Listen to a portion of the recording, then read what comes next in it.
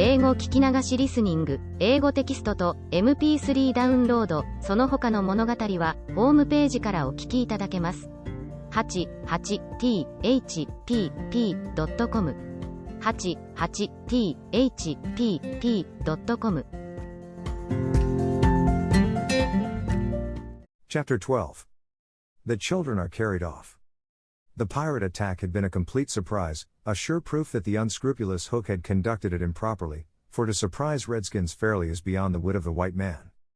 By all the unwritten laws of savage warfare it is always the redskin who attacks, and with the wiliness of his race he does it just before the dawn, at which time he knows the courage of the whites to be at its lowest ebb. The white men have in the meantime made a rude stockade on the summit of yonder undulating ground, at the foot of which a stream runs, for it is destruction to be too far from water. There they await the onslaught, the inexperienced ones clutching their revolvers and treading on twigs, but the old hands sleeping tranquilly until just before the dawn. Through the long black night the savage scouts wriggle, snake-like, among the grass without stirring a blade. The brushwood closes behind them as silently as sand into which a mole has dived. Not a sound is to be heard, save when they give vent to a wonderful imitation of the lonely call of the coyote.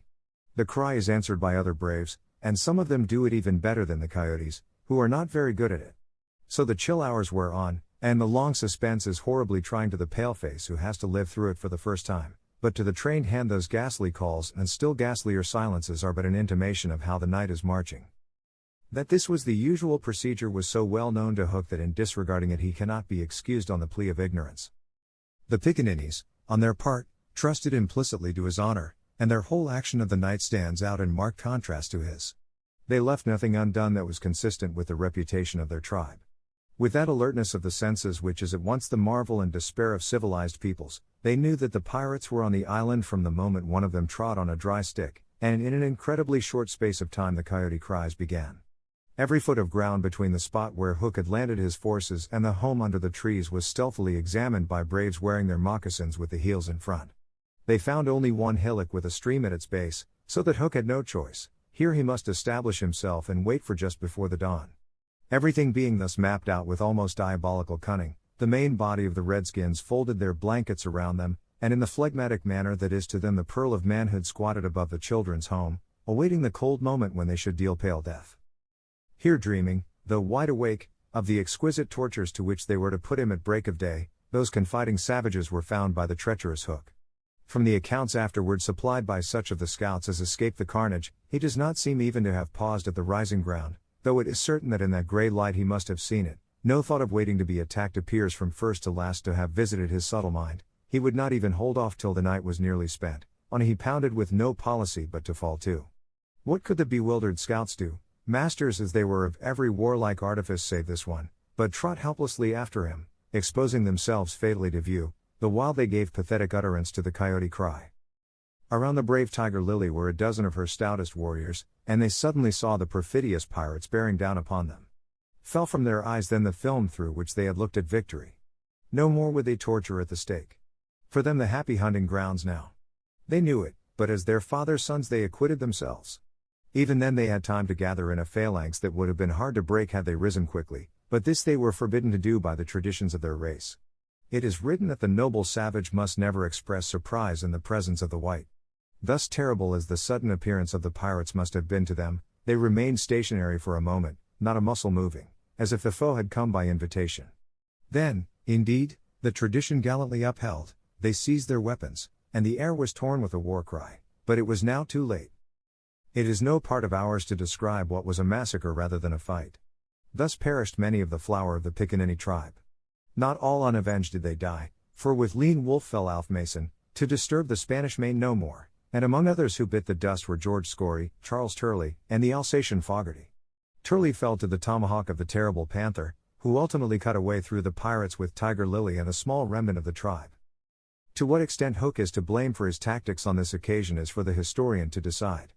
Had he waited on the rising ground till the proper hour he and his men would probably have been butchered, and in judging him it is only fair to take this into account. What he should perhaps have done was to acquaint his opponents that he proposed to follow a new method. On the other hand this, as destroying the element of surprise, would have made his strategy of no avail, so that the whole question is beset with difficulties. One cannot at least withhold a reluctant admiration for the wit that had conceived so bold a scheme, and the fell genius with which it was carried out. What were his own feelings about himself at that triumphant moment? Fain would his dogs have known, as breathing heavily and wiping their cutlasses, they gathered at a discreet distance from his hook, and squinted through their ferret eyes at this extraordinary man.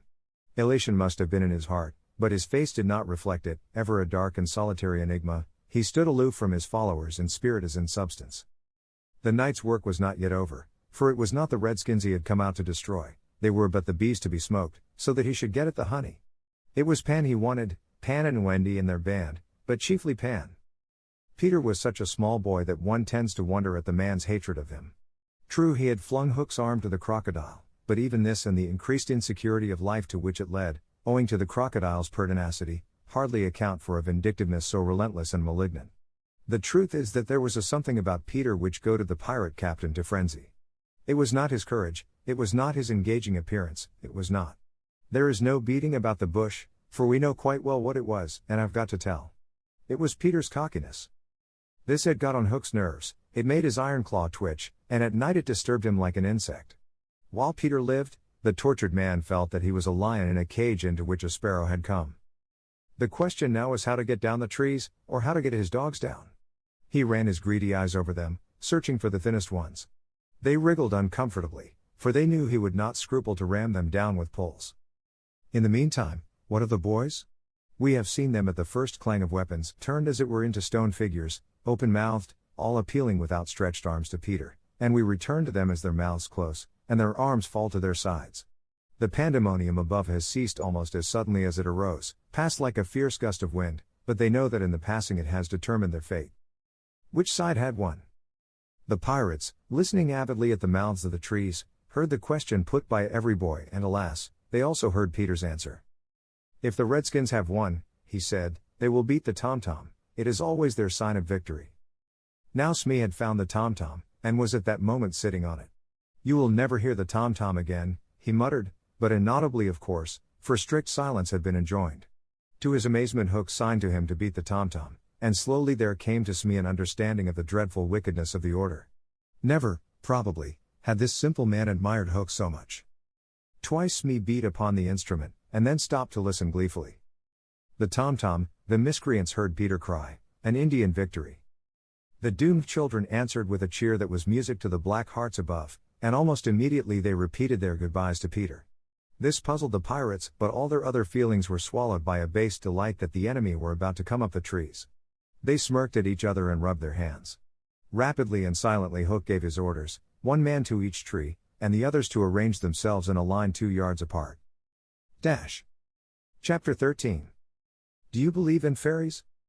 The more quickly this horror is disposed of the better. The first to emerge from his tree was Curly. He rose out of it into the arms of Checo, who flung him to Smee, who flung him to Starkey, who flung him to Bill Jukes, who flung him to Noodler, and so he was tossed from one to another till he fell at the feet of the black pirate. All the boys were plucked from their trees in this ruthless manner, and several of them were in the air at a time, like bales of goods flung from hand to hand. A different treatment was accorded to Wendy, who came last. With ironical politeness Hook raised his hat to her, and, offering her his arm, escorted her to the spot where the others were being gagged. He did it with such an air, he was so frightfully distingué, that she was too fascinated to cry out. She was only a little girl. Perhaps it is telltale to divulge that for a moment Hook entranced her, and we tell on her only because her slip led to strange results. Had she haughtily unhanded him, and we should have loved to write it of her, she would have been hurled through the air like the others, and then Hook would probably not have been present at the tying of the children, and had he not been at the tying he would not have discovered Slightly's secret, and without the secret he could not presently have made his foul attempt on Peter's life. They were tied to prevent their flying away, doubled up with their knees close to their ears, and for the trussing of them the black pirate had cut a rope into 9 equal pieces. All went well until Slightly's turn came, when he was found to be like those irritating parcels that use up all the string in going round and leave no tags with which to tie a knot. The pirates kicked him in their rage, just as you kick the parcel, though in fairness you should kick the string, and strange to say it was Hook who told them to belay their violence. His lip was curled with malicious triumph. While his dogs were merely sweating because every time they tried to pack the unhappy lad tight in one part he bulged out in another, Hook's mastermind had gone far beneath Slightly's surface, probing not for effects but for causes, and his exultation showed that he had found them. Slightly, white to the gills, knew that Hook had surprised his secret, which was this, that no boy so blown out could use a tree wherein an average man needs stick. Poor Slightly, most wretched of all the children now, for he was in a panic about Peter, bitterly regretted what he had done. Madly addicted to the drinking of water when he was hot, he had swelled in consequence to his present girth, and instead of reducing himself to fit his tree he had, unknown to the others, whittled his tree to make it fit him. Sufficient of this hook guess to persuade him that Peter at last lay at his mercy, but no word of the dark design that now formed in the subterranean caverns of his mind crossed his lips. He merely signed that the captives were to be conveyed to the ship, and that he would be alone. How to convey them?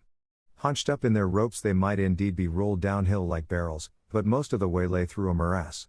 Again Hook's genius surmounted difficulties. He indicated that the little house must be used as a conveyance. The children were flung into it, 4 stout pirates raised it on their shoulders, the others fell in behind, and singing the hateful pirate chorus the strange procession set off through the wood.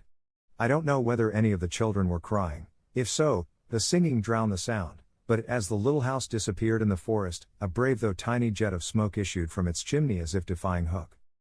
Hook saw it, and it did Peter a bad service. It dried up any trickle of pity for him that may have remained in the pirate's infuriated breast. The first thing he did on finding himself alone in the fast-falling night was to tiptoe to Slightly's tree, and make sure that it provided him with a passage. Then for long he remained brooding, his hat of ill omen on the sward, so that a gentle breeze which had arisen might play refreshingly through his hair. Dark as were his thoughts, his blue eyes were as soft as the periwinkle. Intently he listened for any sound from the nether world, but all was as silent below as above. The house under the ground seemed to be but one more empty tenement in the void. Was that boy asleep, or did he stand waiting at the foot of Slightly's tree, with his dagger in his hand? There was no way of knowing, save by going down. Hook let his cloak slip softly to the ground, and then biting his lips till a lewd blood stood on them, he stepped into the tree.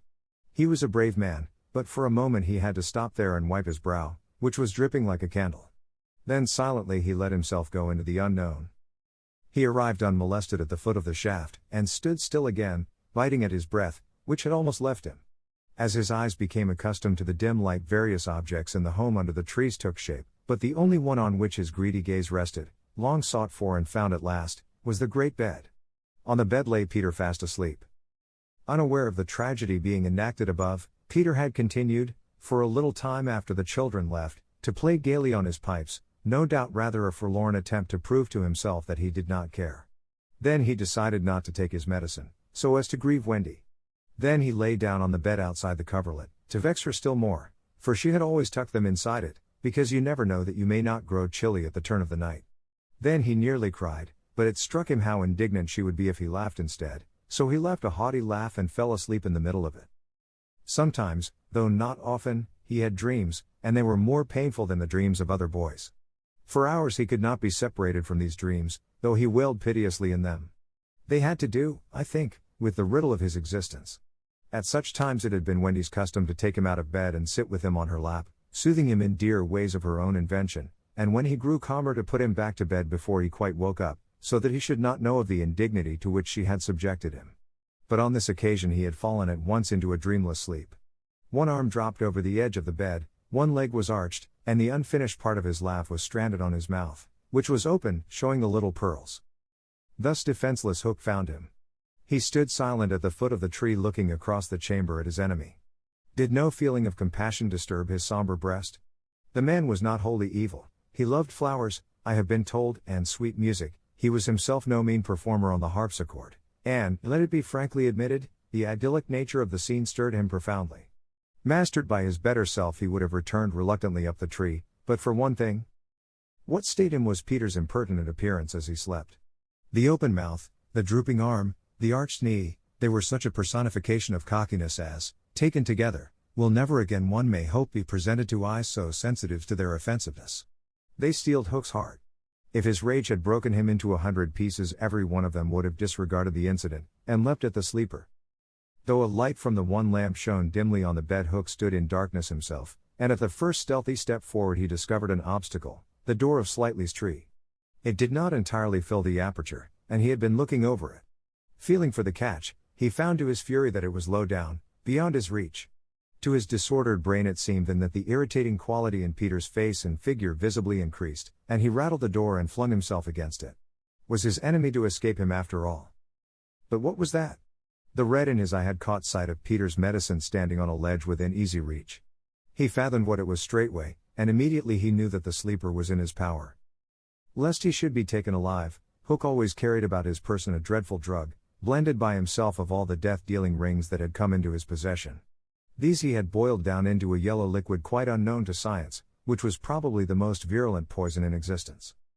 5 drops of this he now added to Peter's cup. His hand shook, but it was in exultation rather than in shame. As he did it he avoided glancing at the sleeper, but not lest pity should unnerve him, merely to avoid spilling. Then one long gloating look he cast upon his victim, and turning, wormed his way with difficulty up the tree. As he emerged at the top he looked the very spirit of evil breaking from its hole. Donning his hat at its most rakish angle, he wound his cloak around him, holding one end in front as if to conceal his person from the night, of which it was the blackest part, and muttering strangely to himself stole away through the trees. Peter slept on. The light guttered and went out, leaving the tenement in darkness, but still he slept. It must have been not less than 10 o'clock by the crocodile, when he suddenly sat up in his bed, wakened by he knew not what. It was a soft cautious tapping on the door of his tree. Soft and cautious, but in that stillness it was sinister. Peter felt for his dagger till his hand gripped it. Then he spoke. "Who is that?" For long there was no answer, then again the knock. "Who are you?" No answer. He was thrilled, and he loved being thrilled. In 2 strides he reached his door. Unlike Slightly's door it filled the aperture, so that he could not see beyond it, nor could the one knocking see him.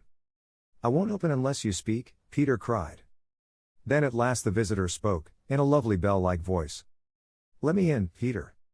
It was Tink, and quickly he unbarred to her. She flew in excitedly, her face flushed and her dress stained with mud. "What is it?"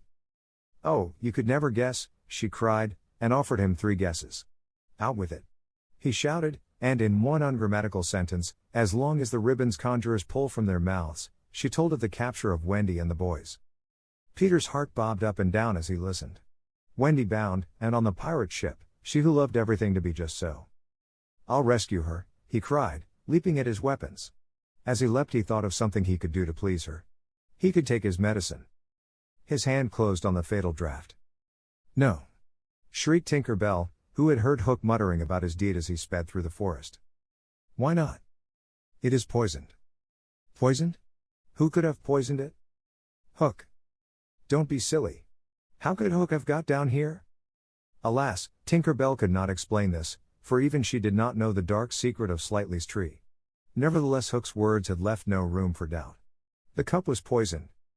"Besides," said Peter, quite believing himself, "I never fell asleep." He raised the cup. No time for words now, time for deeds, and with one of her lightning movements Tink got between his lips and the draught, and drained it to the dregs. "Why, Tink, how dare you drink my medicine?" But she did not answer. Already she was reeling in the air. "What is the matter with you?" cried Peter, suddenly afraid. "It was poison, Peter," she told him softly, "and now I am going to be dead." "Oh Tink, did you drink it to save me?" "Yes." "But why, Tink?" Her wings would scarcely carry her now, but in reply she alighted on his shoulder and gave his chin a loving bite. She whispered in his ear, "You silly ass," and then, tottering to her chamber, lay down on the bed. His head almost filled the 4th wall of her little room as he knelt near her in distress. Every moment her light was growing fainter, and he knew that if it went out she would be no more. She liked his tears so much that she put out her beautiful finger and let them run over it. Her voice was so low that at first he could not make out what she said. Then he made it out. She was saying that she thought she could get well again if children believed in fairies. Peter flung out his arms. There were no children there, and it was night time, but he addressed all who might be dreaming of the Neverland, and who were therefore nearer to him than you think, boys and girls in their nighties, and naked papooses in their baskets hung from trees. "Do you believe?" he cried. Tink sat up in bed almost briskly to listen to her fate. She fancied she heard answers in the affirmative, and then again she wasn't sure. "What do you think?" she asked Peter. "If you believe," he shouted to them, "clap your hands, don't let Tink die." Many clapped. Some didn't. A few little beasts hissed. The clapping stopped suddenly, as if countless mothers had rushed to their nurseries to see what on earth was happening, but already Tink was saved. First her voice grew strong, then she popped out of bed, then she was flashing through the room more merry and impudent than ever. She never thought of thanking those who believed, but she would have liked to get at the ones who had hissed. And now to rescue Wendy. The moon was riding in a cloudy heaven when Peter rose from his tree, begirt with weapons and wearing little else, to set out upon his perilous quest. It was not such a night as he would have chosen. He had hoped to fly, keeping not far from the ground so that nothing unwanted should escape his eyes, but in that fitful light to have flown low would have meant trailing his shadow through the trees, thus disturbing the birds and acquainting a watchful foe that he was astir. He regretted now that he had given the birds of the island such strange names that they are very wild and difficult of approach. There was no other course but to press forward in redskin fashion, at which happily he was an adept. But in what direction, for he could not be sure that the children had been taken to the ship? A slight fall of snow had obliterated all footmarks, and a deathly silence pervaded the island, as if for a space nature stood still in horror of the recent carnage. He had taught the children something of the forest lore that he had himself learned from Tiger Lily and Tinker Bell, and knew that in their dire hour they were not likely to forget it. Slightly, if he had an opportunity, would blaze the trees, for instance, Curly would drop seeds, and Wendy would leave her handkerchief at some important place. But morning was needed to search for such guidance, and he could not wait. The upper world had called him, but would give no help. The crocodile passed him, but not another living thing, not a sound, not a movement, and yet he knew well that sudden death might be at the next tree, or stalking him from behind. He swore this terrible oath, hook or me this time. Now he crawled forward like a snake, and again, erect, he darted across a space on which the moonlight played, one finger on his lip and his dagger at the ready. He was frightfully happy. Chapter 14. The Pirate Ship. One green light squinting over Kidd's Creek, which is near the mouth of the Pirate River, marked where the brig, the Jolly Roger, lay, low in the water, a rakish-looking craft foul to the hull, every beam in her detestable like ground strewn with mangled feathers. She was the cannibal of the seas, and scarce needed that watchful eye, for she floated immune in the horror of her name. She was wrapped in the blanket of night, through which no sound from her could have reached the shore. There was little sound, and none agreeable save the whir of the ship's sewing machine at which Smee sat, ever industrious and obliging, the essence of the commonplace, pathetic Smee. I know not why he was so infinitely pathetic, unless it were because he was so pathetically unaware of it, but even strong man had to turn hastily from looking at him, and more than once on summer evenings he had touched the fount of Hook's tears and made it flow. Of this, as of almost everything else, Smee was quite unconscious. A few of the pirates leaned over the bulwarks drinking in the miasma of the night, others sprawled by barrels over games of dice and cards, and the exhausted four who had carried the little house lay prone on the deck, where even in their sleep they rolled skillfully to this side or that out of Hook's reach, lest he should claw them mechanically in passing. Hook trod the deck in thought. Oh man unfathomable! It was his hour of triumph.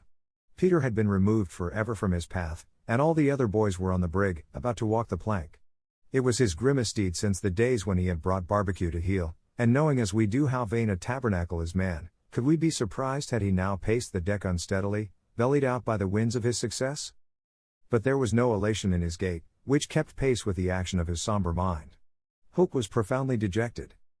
He was often thus when communing with himself on board ship in the quietude of the night. It was because he was so terribly alone. This inscrutable man never felt more alone than when surrounded by his dogs. They were socially so inferior to him.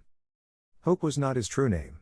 To reveal who he really was would even at this date set the country in a blaze, but as those who read between the lines must already have guessed, he had been at a famous public school, and its traditions still clung to him like garments, with which indeed they are largely concerned. Thus it was offensive to him even now to board a ship in the same dress in which he grappled her, and he still adhered in his walk to the school's distinguished slouch. But above all he retained the passion for good form. Good form. However much he may have degenerated, he still knew that this is all that really matters. From far within him he heard a creaking as of rusty portals, and through them came a stern tap tap tap, like hammering in the night when one cannot sleep. Have you been good form today? Was their eternal question. Fame, fame, that glittering bauble, it is mine, he cried. Is it quite good form to be distinguished at anything? The tap tap from his school replied. I am the only man whom barbecue feared, he urged, and Flint himself feared barbecue. Barbecue, Flint, what house? Came the cutting retort. Most disquieting reflection of all, was it not bad form to think about good form? His vitals were tortured by this problem. It was a claw within him sharper than the iron one, and as it tore him, the perspiration dripped down his tallow countenance and streaked his doublet. Ofttimes he drew his sleeve across his face, but there was no damming that trickle. Ah, envy not Hook. There came to him a presentiment of his early dissolution. It was as if Peter's terrible oath had boarded the ship. Hook felt a gloomy desire to make his dying speech, lest presently there should be no time for it. Better for Hook, he cried, if he had had less ambition. It was in his darkest hours only that he referred to himself in the third person. No little children love me. Strange that he should think of this, which had never troubled him before. Perhaps the sewing machine brought it to his mind. For long he muttered to himself, staring at Smee, who was hemming placidly, under the conviction that all children feared him. Feared him. Feared Smee. There was not a child on board the brig that night who did not already love him. He had said horrid things to them and hit them with the palm of his hand, because he could not hit with his fist, but they had only clung to him the more. Michael had tried on his spectacles to tell poor Smee that they thought him lovable. Hook itched to do it, but it seemed too brutal.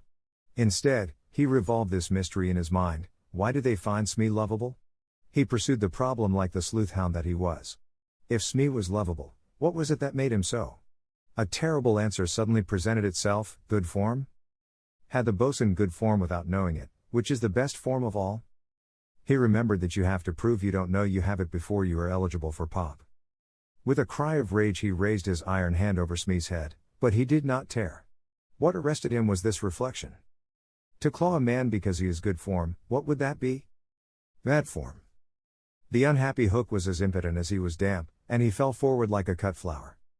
His dogs thinking him out of the way for a time, discipline instantly relaxed, and they broke into a bacchanalian dance, which brought him to his feet at once, all traces of human weakness gone, as if a bucket of water had passed over him. Quiet, you scugs, he cried, or I'll cast anchor in you, and at once the din was hushed. Are all the children chained, so that they cannot fly away?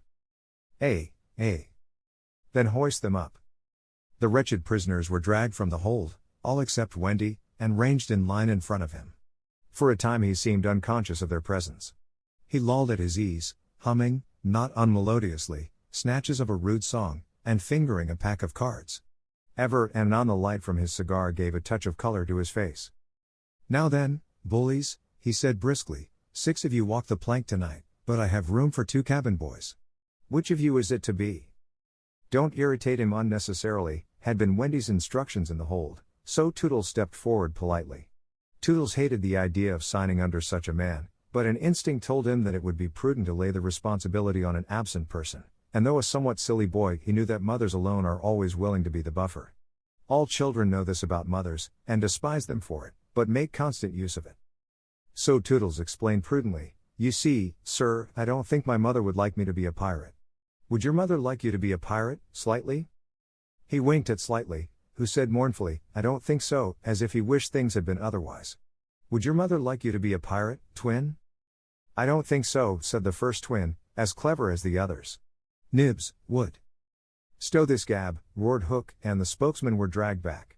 You, boy, he said, addressing John, you look as if you had a little pluck in you. Didst never want to be a pirate, my hearty? Now John had sometimes experienced this hankering at maths prep, and he was struck by Hook's picking him out. I once thought of calling myself Red-Handed Jack, he said diffidently. And a good name too. We'll call you that here, bully, if you join. What do you think, Michael? Asked John. What would you call me if I join?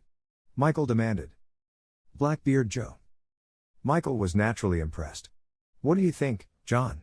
He wanted John to decide, and John wanted him to decide. Shall we still be respectful subjects of the king? John inquired. Through Hook's teeth came the answer, you would have to swear, down with the king. Perhaps John had not behaved very well so far, but he shone out now. Then I refuse, he cried, banging the barrel in front of Hook. And I refuse, cried Michael. Rule Britannia. Squeaked Curly. The infuriated pirates buffeted them in the mouth, and Hook roared out, that seals your doom. Bring up their mother. Get the plank ready. They were only boys, and they went white as they saw Jukes and Checo preparing the fatal plank. But they tried to look brave when Wendy was brought up. No words of mine can tell you how Wendy despised those pirates. To the boys there was at least some glamour in the pirate calling, but all that she saw was that the ship had not been scrubbed for years. There was not a porthole, on the grimy glass of which you might not have written with your finger dirty pig, and she had already written it on several. But as the boys gathered round her she had no thought, of course, save for them. So, my beauty, said Hook, as if he spoke in syrup, you are to see your children walk the plank." Fine gentleman though he was, the intensity of his communings had soiled his ruff, and suddenly he knew that she was gazing at it. With a hasty gesture he tried to hide it, but he was too late. "Are they to die?" asked Wendy, with a look of such frightful contempt that he nearly fainted. "They are," he snarled. "Silence all," he called gloatingly, for a mother's last words to her children. At this moment Wendy was grand. "These are my last words, dear boys," she said firmly. "I feel that I have a message to you from your real mothers, and it is this: we hope our sons will die like English gentlemen." Even the pirates were awed, and Toodles cried out hysterically, "I am going to do what my mother hopes." "What are you to do, Nibs?" "What my mother hopes." "What are you to do, Twin?" "What my mother hopes." "John, what are?" But Hook had found his voice again. "Tie her up," he shouted. It was Smee who tied her to the mast. "See here, honey," he whispered, "I'll save you if you promise to be my mother." But not even for Smee would she make such a promise. "I would almost rather have no children at all," she said disdainfully. It is sad to know that not a boy was looking at her as Smee tied her to the mast. The eyes of all were on the plank, that last little walk they were about to take. They were no longer able to hope that they would walk it manfully, for the capacity to think had gone from them. They could stare and shiver only. Hook smiled on them with his teeth closed, and took a step toward Wendy. His intention was to turn her face so that she should see the boys walking the plank one by one. But he never reached her, he never heard the cry of anguish he hoped to wring from her. He heard something else instead. It was the terrible tick-tick of the crocodile. They all heard it, pirates, boys, Wendy, and immediately every head was blown in one direction, not to the water whence the sound proceeded, but toward Hook. All knew that what was about to happen concerned him alone, and that from being actors they were suddenly become spectators. Very frightful was it to see the change that came over him. It was as if he had been clipped at every joint. He fell in a little heap. The sound came steadily nearer, and in advance of it came this ghastly thought: the crocodile is about to board the ship. Even the iron claw hung inactive, as if knowing that it was no intrinsic part of what the attacking force wanted. Left so fearfully alone, any other man would have lain with his eyes shut where he fell, but the gigantic brain of Hook was still working, and under its guidance he crawled on his knees along the deck as far from the sound as he could go. The pirates respectfully cleared a passage for him, and it was only when he brought up against the bulwarks that he spoke. "Hide me," he cried hoarsely. They gathered round him, all eyes averted from the thing that was coming aboard. They had no thought of fighting it. It was fate. Only when Hook was hidden from them did curiosity loosen the limbs of the boys so that they could rush to the ship's side to see the crocodile climbing it. Then they got the strangest surprise of this night of nights, for it was no crocodile that was coming to their aid. It was Peter. He signed to them not to give vent to any cry of admiration that might rouse suspicion. Then he went on ticking. Chapter 15. Hook or me this time. Odd things happen to all of us on our way through life without our noticing for a time that they have happened.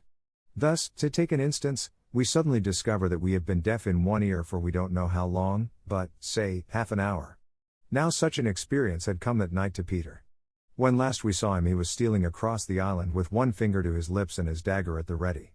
He had seen the crocodile pass by without noticing anything peculiar about it, but by and by he remembered that it had not been ticking. At first he thought this eerie, but soon he concluded rightly that the clock had run down. Without giving a thought to what might be the feelings of a fellow creature thus abruptly deprived of its closest companion, Peter at once considered how he could turn the catastrophe to his own use, and he decided to tick so that wild beasts should believe he was the crocodile and let him pass unmolested. He ticked superbly, but with one unforeseen result. The crocodile was among those who heard the sound, and it followed him, though whether with the purpose of regaining what it had lost, or merely as a friend under the belief that it was again ticking itself, will never be certainly known, for, like all slaves to a fixed idea, it was a stupid beast. Peter reached the shore without mishap, and went straight on, his legs encountering the water as if quite unaware that they had entered a new element. Thus many animals pass from land to water, but no other human of whom I know. As he swam he had but one thought: Hook or me this time. He had ticked so long that he now went on ticking without knowing that he was doing it. Had he known he would have stopped, for to board the brig by the help of the tick, though an ingenious idea, had not occurred to him.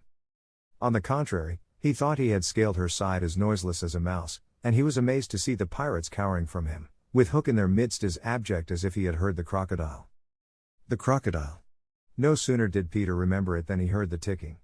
At first he thought the sound did come from the crocodile, and he looked behind him swiftly. Then he realized that he was doing it himself, and in a flash he understood the situation. How clever of me, he thought at once, and signed to the boys not to burst into applause. It was at this moment that Ed Taint the quartermaster emerged from the forecastle and came along the deck. Now, reader, time what happened by your watch. Peter struck true and deep. John clapped his hands on the ill-fated pirate's mouth to stifle the dying groan. He fell forward. 4 boys caught him to prevent the thud. Peter gave the signal, and the carrion was cast overboard. There was a splash, and then silence. How long has it taken? 1. Slightly had begun to count. None too soon. Peter, every inch of him on tiptoe, vanished into the cabin, for more than one pirate was screwing up his courage to look round. They could hear each other's distressed breathing now, which showed them that the more terrible sound had passed. It's gone, Captain, Smee said, wiping his spectacles. All still again. Slowly Hook let his head emerge from his ruff, and listened so intently that he could have caught the echo of the tick. There was not a sound, and he drew himself up firmly to his full height.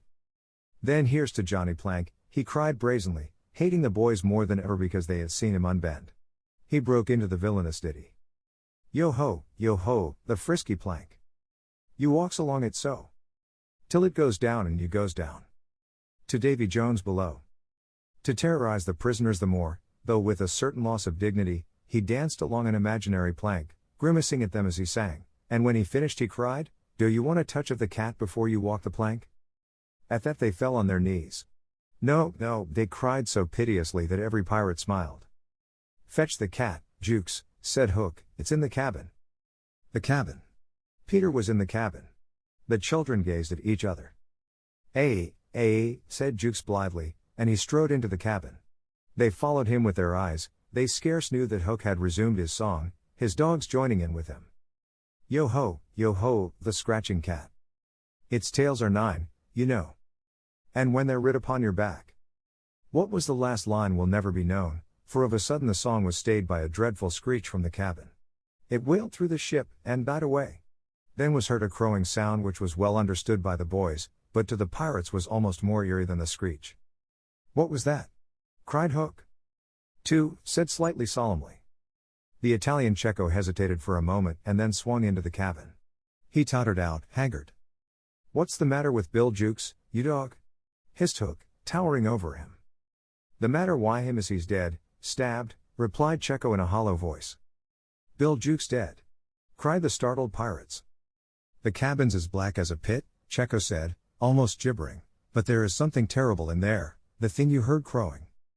The exultation of the boys, the lowering looks of the pirates, both were seen by Hook. Cecco, he said in his most steely voice, go back and fetch me out that doodle-doo. Cecco, bravest of the brave, cowered before his captain, crying no, but Hook was purring to his claw. Did you say you would go, Cecco? He said musingly. Cecco went, first flinging up his arms despairingly. There was no more singing, all listened now, and again came a death screech and again a crow. No one spoke except slightly. 3, he said. Hook rallied his dogs with a gesture. Steeth and odds fish, he thundered, who is to bring me that doodle-doo? Wait till Cecco comes out, growled Starkey, and the others took up the cry. I think I heard you volunteer, Starkey, said Hook, purring again. No, by thunder. Starkey cried. My Hook thinks you did, said Hook, crossing to him. I wonder if it would not be advisable, Starkey, to humor the Hook? I'll swing before I go in there, replied Starkey doggedly, and again he had the support of the crew. Is it mutiny? Asked Hook more pleasantly than ever. Starkey's ringleader. Captain, mercy, Starkey whimpered, all of a tremble now. Shake hands, Starkey, said Hook, proffering his claw. Starkey looked round for help, but all deserted him. As he backed Hook advanced, and now the red spark was in his eye. With a despairing scream the pirate leapt upon Long Tom and precipitated himself into the sea. 4, said slightly. And now, Hook asked courteously, did any other gentleman say mutiny? Seizing a lantern and raising his claw with a menacing gesture, I'll bring out that doodle-doo myself, he said, and sped into the cabin. 5. How slightly longed to say it. He wetted his lips to be ready, but Hook came staggering out without his lantern. Something blew out the light, he said a little unsteadily. Something, echoed Mullins. What of Cecco? Demanded Noodler. "He's as dead as Jukes," said Hook shortly. His reluctance to return to the cabin impressed them all unfavorably, and the mutinous sounds again broke forth. All pirates are superstitious, and Cookson cried, "They do say the surest sign a ship's accursed is when there's one on board more than can be accounted for." "I've heard," muttered Mullins, "he always boards the pirate craft at last." "Had he a tail, Captain?" "They say," said another, looking viciously at Hook, "that when he comes it's in the likeness of the wickedest man aboard." "Had he a hook, Captain?" asked Cookson insolently, and one after another took up the cry, "The ship's doomed." At this the children could not resist raising a cheer. Hook had well nigh forgotten his prisoners, but as he swung round on them now his face lit up again. "Lads," he cried to his crew, "here's a notion. Open the cabin door and drive them in. Let them fight the doodle-doo for their lives. If they kill him, we're so much the better. If he kills them, we're none the worse." For the last time his dogs admired Hook, and devotedly they did his bidding. The boys, pretending to struggle, were pushed into the cabin and the door was closed on them. "Now, listen," cried Hook, and all listened. But not one dared to face the door. Yes, one, Wendy, who all this time had been bound to the mast. It was for neither a scream nor a crow that she was watching, it was for the reappearance of Peter. She had not long to wait. In the cabin he had found the thing for which he had gone in search, the key that would free the children of their manacles, and now they all stole forth, armed with such weapons as they could find. First signing to them to hide, Peter cut Wendy's bonds, and then nothing could have been easier than for them all to fly off together. But one thing barred the way, an oath, "Hook or me this time." So when he had freed Wendy, he whispered to her to conceal herself with the others, and himself took her place by the mast, her cloak around him so that he should pass for her. Then he took a great breath and crowed. To the pirates it was a voice crying that all the boys lay slain in the cabin, and they were panic-stricken. Hook tried to hearten them, but like the dogs he had made them they showed him their fangs, and he knew that if he took his eyes off them now they would leap at him. "Lads," he said, ready to cajole or strike as need be, but never quailing for an instant, "I've thought it out. There's a Jonah abroad." "Eh," he snarled, "a man why a Hook." "No, lads, no, it's the girl. Never was luck on a pirate ship why a woman on board. We'll right the ship when she's gone." Some of them remembered that this had been a saying of Flint's. "It's worth trying," they said doubtfully. "Fling the girl overboard," cried Hook, and they made a rush at the figure in the cloak. "There's none can save you now, missy," Mullins hissed jeeringly. "There's one," replied the figure. "Who's that?" "Peter Pan the Avenger," came the terrible answer, and as he spoke Peter flung off his cloak. Then they all knew who 'twas that had been undoing them in the cabin, and twice Hook essayed to speak and twice he failed. In that frightful moment I think his fierce heart broke. At last he cried, "Cleave him to the brisket," but without conviction. "Down, boys," and at them, Peter's voice rang out, and in another moment the clash of arms was resounding through the ship. Had the pirates kept together it is certain that they would have won, but the onset came when they were all unstrung, and they ran hither and thither, striking wildly, each thinking himself the last survivor of the crew. Man to man they were the stronger, but they fought on the defensive only, which enabled the boys to hunt in pairs and choose their quarry. Some of the miscreants leapt into the sea, others hid in dark recesses, where they were found by Slightly, who did not fight, but ran about with a lantern which he flashed in their faces, so that they were half blinded and fell an easy prey to the reeking swords of the other boys. There was little sound to be heard but the clang of weapons, an occasional screech or splash, and Slightly monotonously counting, 5, 6, 7, 8, 9, 10, 11. I think all were gone when a group of savage boys surrounded Hook, who seemed to have a charmed life, as he kept them at bay in that circle of fire. They had done for his dogs, but this man alone seemed to be a match for them all. Again and again they closed upon him, and again he hewed a clear space. He had lifted up one boy with his hook, and was using him as a buckler, when another, who had just passed his sword through Mullins, sprang into the fray. "Put up your swords, boys," cried the newcomer, "this man is mine." Thus suddenly Hook found himself face to face with Peter. The others drew back and formed a ring round them. For long the two enemies looked at one another, Hook shuddering slightly, and Peter with a strange smile upon his face. "So, Pan," said Hook at last, "this is all your doing." "Ay, James Hook," came the stern answer, "it is all my doing." "Proud and insolent youth," said Hook, "prepare to meet thy doom." "Dark and sinister man," Peter answered, "have at thee." Without more words they fell to, and for a space there was no advantage to either blade. Peter was a superb swordsman, and parried with dazzling rapidity, Ever and anon he followed up a feint with a lunge that got past his foe's defense, but his shorter reach stood him in ill stead, and he could not drive the steel home.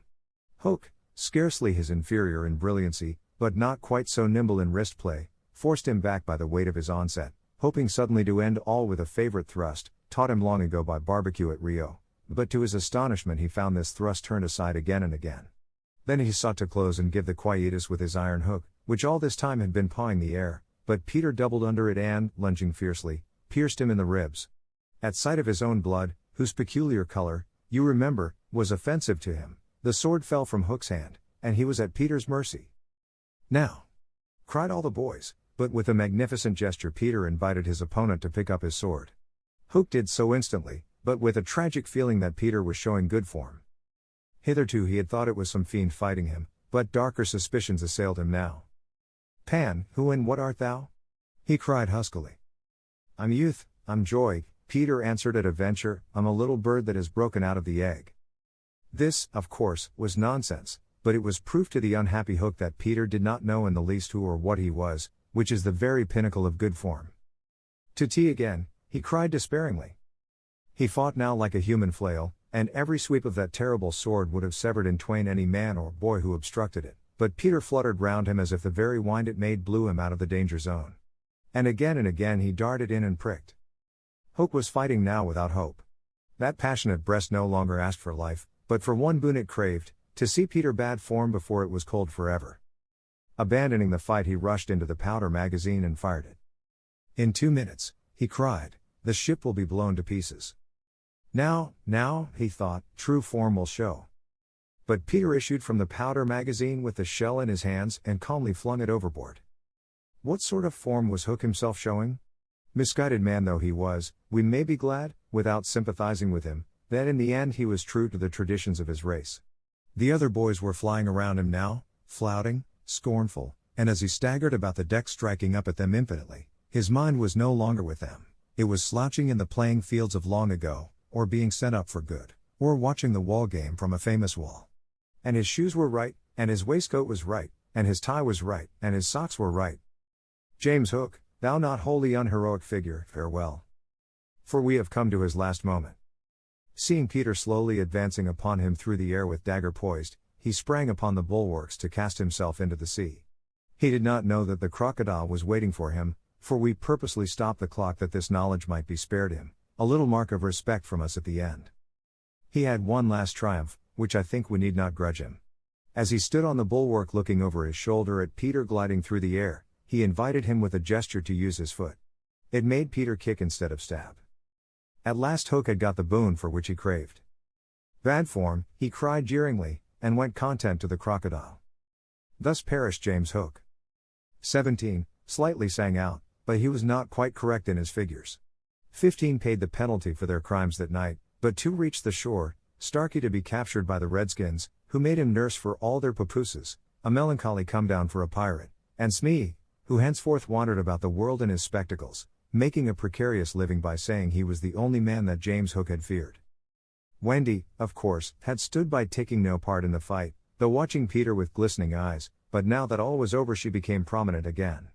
She praised them equally, and shuddered delightfully when Michael showed her the place where he had killed one, and then she took them into Hook's cabin and pointed to his watch which was hanging on a nail. It said 1:30. The lateness of the hour was almost the biggest thing of all. She got them to bed in the pirates' bunks pretty quickly, you may be sure, all but Peter, who strutted up and down on deck, until at last he fell asleep by the side of Long Tom. He had one of his dreams that night and cried in his sleep for a long time, and Wendy held him tight. 英語聞き流しリスニング、英語テキストと MP3 ダウンロード、その他の物語は、ホームページからお聞きいただけます。88thpp.com 88thpp.com